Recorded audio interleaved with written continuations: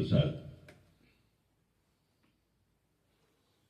रामकृष्ण से विवेकानंद ने पूछा, भगवान दिखता है, बात करता है?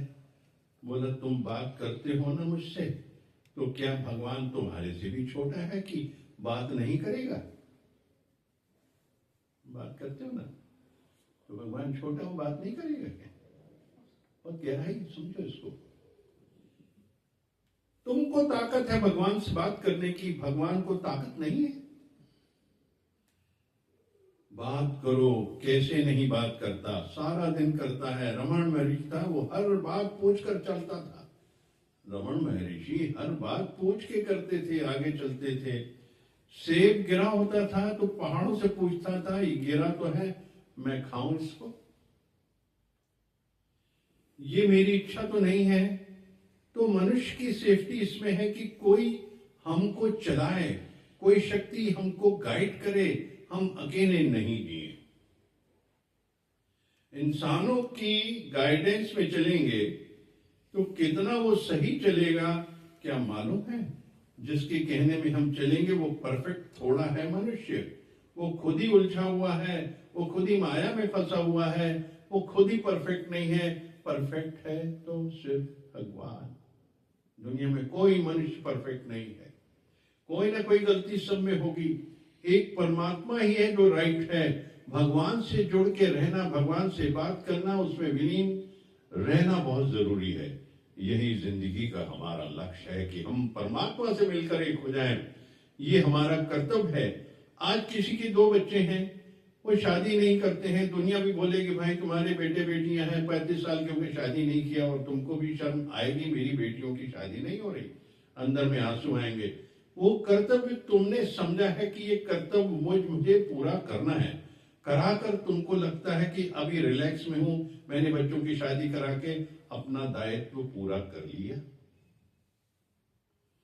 संसार से तुम रिलैक्स में हो गए, पर तुम्हारा मेन जो कर्तव्य था भगवान का दर्शन जीवन में करना है, लाइट का दर्शन करना है और उससे मिलके एक होना है, वो तुमने पूरा नहीं किया है। फिर भगवान पाने के लिए तो दूसरा जन्म लो, तीसरा लो, आखिर तो एक जन्म में अंत आएगा ना। बहुत जन्मों के अंत होती है, तब सब में कृष्ण दिखता है, सब में नारायण सहाय दिखता है। आंखें देखती हैं भगवान और कुछ रोशनी देखती हैं। अगर हमने भगवान देखा फिर बोलो ये सेल्फिश है, तो हमने भगवान को ही सेल्फिश बना दिया। हमने भगवान को, किसी की भगवान को हम बोलेंगे सेल्फिश है, कृष्ण सेल्फिश है, नहीं बोल सकते। वो भी परमात्मा है, जिसको हम आकाश में समझते थे, दूर समझते थे, वो इधर ही सब रूप में है। सब रूप उसने धरा है। खुद ही भगवान ने ऐसा विराट स्वरूप रचा लिया है, खुद ही भगवान बना है। खाली पहचान सके तो पहचान। जो लीला करता है उसमें पहचानो कि भगवान आया है, ये एक्टिंग कर रहा है, ये झूठ बोल रहा है, पर पहचानता हूं कि ये तो भगवान है। मुझे इसके लिए मन नहीं चलाना, मेरे को इसकी बुराई नहीं देखनी है। संसार दुनिया ऐसी ही चलती है, हमको उसमें भगवान देखना। चोर चांडाल वैश्या सब में भगवान देखना, क्योंकि वो लाइट सब में है, वो सब में वो लाइट है। पर कहीं कहीं वो खास जागृत है, इसलिए सब में भगवान देखना है। पता नहीं कब कौन किस रूप में नारायण मिल जाए, इसलिए हमको सबको नारायण देखना है और सब में नारायण है। परीक्षाएं तो होती रहेंगी। शिव जी ने परीक्षा ली, रूप बदल के, किस तरीके से बदलते थे वो रूप, पर मिले, पहचान लिया उसने, तब भी उसका कहना माना, उनके लिए सब कुछ किया। क्योंकि ये सब चलता रहता है दुनिया में। ये सारी जो परीक्षाएं हैं जो विपरीत चलते हैं, जो हमें अपने रास्ते से डोलने के लिए लीलाएं करते हैं, सब भगवान है, सब भगवान है। हमें सबको भगवान जानना, हमारे अंदर किसी के लिए द्वैत ना आए। तात्पर्य यह है कि द्वैत नहीं आना चाहिए किसी के प्रति भी। कोई सीधा चले, कोई टेढ़ा चले, कोई अच्छा बोले, कोई गलत बोले, सबको भगवान जानना है।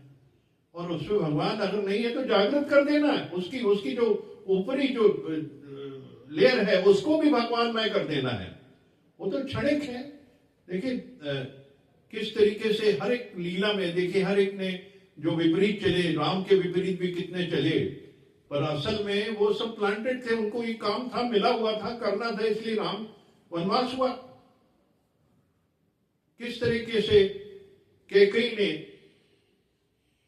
वनवास की बात की और बेटे के लिए राज्याभिषेक, तो ये सारी चीज थी, पूजनी थी कैकेयी। तो ऐसा हर जीव पूजनी है जो हमें स्ट्रॉन्ग करता है। वो हमारे रास्ते में रोड़ा बन के खड़ा होता है और हम उसको जंप मार के सक्षम होकर निकल जाते हैं। ये वो हमारे लिए देवता है, हमारे लिए वो गुरु है, हमारे लिए वो ज्ञान है, हमारे लिए सही मार्गदर्शक है। वही जो यस मैन है वो नहीं हो सकता, पर उसमें भी कोई भलाई होती है। इसलिए हमको उसमें भी भगवान देखना है, और जो तिरछे चलते हैं उनको भी भगवान देखना है। सब में भगवान देखना है। चाहे मंथरा थी, चाहे कैकेयी थी, हर जगह कोई ना कोई शब्द था, और उस शब्द से कैसे परिवर्तन आए, किस तरीके से महाभारत भी हुई। तो एक शब्द था द्रौपदी का, अंधे का बेटा अंधा, तो ये भी सारी चीजें होनी थी, कारण बनना था। क्योंकि ये लीलाएं कैसे होती, अगर वो ये सब नहीं होता तो महाभारत कैसे होती। महाभारत करके दुनिया को किस तरीके से राक्षसों से मुक्त करना और किस तरीके से एक मर्यादाओं में रहना एक इंसान को सिखाया गया है पूरा। तो मालूम है जो संसार आने वाला है, संसारी दृष्टि में आप देखेंगे कि संसार को अपना कैसे मर्यादाओं में रह के जीवन व्यतीत करना है। इसलिए वो सारी घटनाएं राम जी के जीवन में आई, वरना वो तो एक सेकंड भगवान से कर सकते थे हर एक चीज। पर हर चीज, 4 माताएं थी दशरथ जी के, वो उनके पुत्र हुए, आना था उन्होंने, सारा वनवास जाना था। उनके भाग्य में क्या था? अच्छे गुण थे, सारे गुण थे सीता जी में, राम जी में थे, सब में पूरे थे, और अच्छे मुहूर्त में उनकी विवाह हुआ। पर ना ही उनको वैवाहिक सुख, ना ही गद्दी का सुख। इसलिए कभी भी किसी क्षण को ये नहीं कहना कि ये मुहूर्त गलत है, ये गलत है। ये तो सारा नियति का खेल है जो तुम्हारे हाथ में नहीं है। मेरे और आपके हाथ में नियति नहीं है। जो राम को नहीं बख्श सकी, जो कृष्ण के लिए नहीं हो सकी, उनके पैर में भी तीर लगा और उनको जाना पड़ा। क्योंकि युगों का परिवर्तन होना, ये सारी रचनाएं, लीलाएं बनी हुई थी। भगवान विष्णु जो अवतार में आए, त्रेता युग, फिर द्वापर युग को, फिर कलयुग, कैसे परिवर्तन हुए युग। परिवर्तन होने से पहले ये परिवर्तन आना जरूरी था, हर घटनाक्रम को होना जरूरी था। वो हर घटनाक्रम हुआ, वो अपने आप में होता गया और होता गया, सब तय शुदा था, पिक्चर सेट थी, इसको हम बदल नहीं सकते थे। ऐसे हमारे जीवन में जितनी भी घटनाएं, इसको हम बदल नहीं सकते। नियति तय है, नियति से आप कभी बच नहीं सकते। हमारी प्रारब्ध से हम निकल नहीं सकते। हमारी जो प्रारब्ध है उसमें हमको आना है तो आना ही है, लेकिन हमारा काम है पुरुषार्थ करना, जो मार्ग दिखा रहे भगवान की, सब में भगवान देखो, यानी द्वैत ना करो, अद्वैत मत बनाओ। वो गुरु ही करता है, गुरु का दर ही करता है। आप जो गुरु के दर पे आते हो, यहाँ हमको मार्ग मिलता है, रोज रास्ता मिलता है, और वहीं से हम अपना जीवन, दिन भर की दिनचर्या को चलाते हैं। ये हमारे लिए एक एनर्जी हाउस है, हमारी एक ऊर्जा हमके अंदर दिन में भर दी जाती है, और फिर हम अपने जीवन में उसी पथ पे चलते हैं। कल कैसे वाणी में भगवान ने कहा, संसार से मौन कर लो, अगर तुमको मुझे अंदर देखना है। क्योंकि जो गुरु दिख रहा है वो 1 घंटा तुमको पढ़ाएगा, 1 घंटा ज्ञान देगा। आप इस दर पे आओगे, 1 घंटा ज्ञान लोगे, उसके बाद तो जुदा हो जाओगे। तुम जुदा वाला भगवान पे मत जाओ, तुम वो भगवान जो तेरे अंदर है, तेरे हृदय में बैठा है, तो उसकी सुन, उसकी तरफ चल, तेरे पग अंदर की तरफ मुड़ जाए। क्योंकि जब तू अंदर मुड़ेगा तो उसका दर्शन तो है ही ना, वो तेरे अंदर बैठा हुआ है और तू कहां ढूंढ रहा उसको बाहर। उसके देखो दिल से आवाज आती है। देखिए कभी भी हम काम करते हैं, दो ऑप्शंस आते हैं, एक दिल की आवाज होती है और एक मन की आवाज होती है। तो हमने दिल की आवाज मान ली जो हृदय से आती है, जो सब कुछ भरा हुआ होता है उसके अंदर, तो आप आगे निकल जाते हैं, प्राप्त कर लेते हैं। और मन मत डुबोए और गुरु मत तारे। मन डुबोता है, मन लालच देखता है, मन विकारों से जनित होता है। इसमें लाभ होगा कि हानि होगी, है इसमें मान होगा कि अपमान होगा, ये मेरा हो जाएगा मेरा नहीं हो जाएगा। हम उसके अंदर सवाल डालते, क्या, क्यों, कब, कैसे होना चाहिए, मेरा है ये। बस मन की मान ली हमने, हमने उसकी सुन ली, हम उस रास्ते पे चल गए। गिरना तय है, उस रास्ते पे गिरना तय है। तो ऐसी सारी चीजें देखिए, ये जो मन है ना, ये हमारी इंद्रियों के साथ पूरे शरीर में रहता है। ये मन हमारी भावनाओं में, हमारी तरंगों में, ये मन की स्थिति जो हमारे शरीर के अंदर है, रोम रोम में ऊपर से नीचे तक मन भरा पड़ा है। मन बिल्कुल, हमारी जो इंद्रियां बिल्कुल साथ अटैच, जो कि मन इंद्री दोनों मिलकर काम करती हैं। किसी का एक सवाल था, मन कहां रहता? मन बह रहा है धमनियों में, चारों तरफ वो पूरा उसका प्रवाह है, नाखून से लेके यहां तक। लेकिन जो दिल, जो हृदय है, जो आत्मा है, वो हमारे हृदय चक्र में रहती है और सहस्त्रार में रहती है। यहां से डायरेक्ट लिंक परमात्मा से होता है, और यहां से जो आवाज आती है दिल से आती है, जो अनहद चक्र से जो आती है, वो जो है वो परमात्मा, वो आत्मा की आवाज है।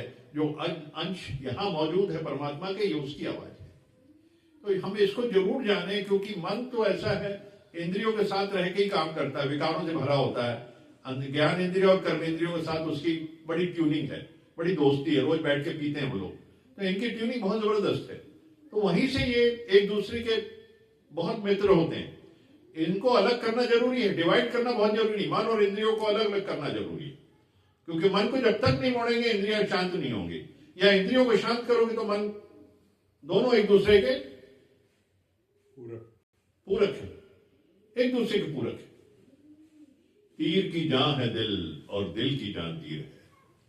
तीर की जान है दिल और दिल की जान तीर है। तीर से यूं न खेलो कहा मान लो, तीर खींचा तो दिल ही निकलाएगा, और दिल जो निकला तो दम भी निकल जाएगा। तीर की जान है दिल और दिल की जान है तीर, दोनों एक दूसरे के पूरक हैं। इनको अलग करेंगे तभी हो जाएगा, उसका सब चला जाएगा जब हम इनको अलग करेंगे। ये जुड़े रहेंगे तो हमेशा हमको गलत मार्ग पे लेके जाएंगे। तो इसको भी समझना है, सारी चीजें अच्छे से समझनी है। तो हमको मन समझ लेना है, इंद्रियां समझ लेनी है, भगवान कहाँ रहते हैं, मेरे को कहाँ जाना है। हम लोग जितना संसार, हम सोचते संसार भी हाथ में रहे और भगवान भी हाथ में रहे, नहीं हो सकता। एक मयान में एक ही तलवार रह सकती, दो नहीं रह सकती हैं। हम चलो अभी तो घूमने चले जाएं, दोस्तों में चले जाएं, शाम को आके सत्संग, वो नहीं टिकेगा। या भगवान को टिका लो, परमात्मा में टिक जाओ, या संसार में टिक जाओ, एक जगह चले जाओ। तो ऐसे में कई जन्म लग जाएंगे, कई जन्मों तक ऐसी भटकते रहेंगे, वो पूर्ण नहीं होगी चीजें। जिस मार्ग पे चले वहां प्राप्ति नहीं हो सकती है, पहुंच नहीं सकते, मंजिल बहुत दूर होती जाएगी। तो हमको इसमें डूबना है बिल्कुल परमात्मा में, और वही हमारा जो मार्ग यही है। तभी जो ये जो लहर उठी हुई है, दिल में एक लहर सी उठी है अभी,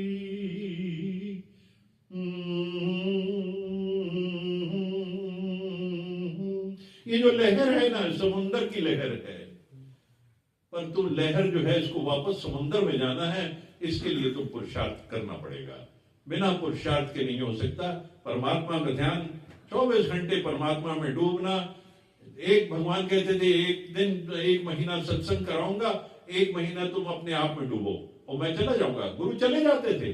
अब तुम अपने साथ बैठो, अपने सत्संग में जो सुना उसके साथ बैठो, उसको रिपीट करो, उस वाणी को सुनो, बार बार अंदर मनन करो।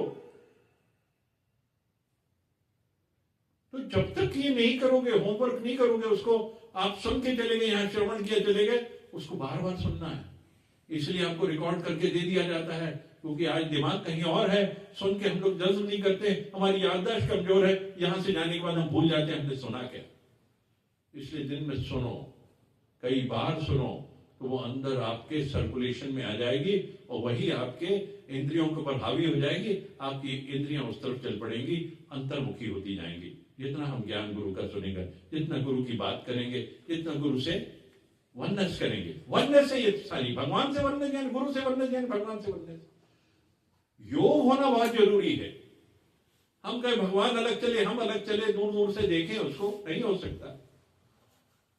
कहते ना भगवान मिलता नहीं, अरे भाई तुम पुकारते नहीं, मीरा के जैसे नहीं पुकारते उसको, मां यशोदा के जैसे नहीं करते, गोपियों के जैसे नहीं डांस करते, तो कैसे तुम रिझाओगे भगवान को? तुमको आना चाहिए भगवान को रिझाना। क्या भजन था? अच्युतम केशवम कृष्ण दामोदरम, अच्युतम केशवम कृष्ण दामोदरम, राम नारायणम जानकी वल्लभम, राम नारायणम जानकी वल्लभम, अच्युतम केशवम कृष्ण दामोदरम, जानकी वल्लभम। कौन कहता है भगवान आते नहीं, कौन कहता है भगवान आते नहीं, तुम मीरा के जैसे बुलाते नहीं, तुम मीरा के जैसे बुलाते नहीं, अच्युतम केशवम कृष्ण दामोदरम, राम नारायणम जानकी वल्लभम, राम नारायणम जानकी वल्लभम, राम नारायणम जानकी वल्लभम।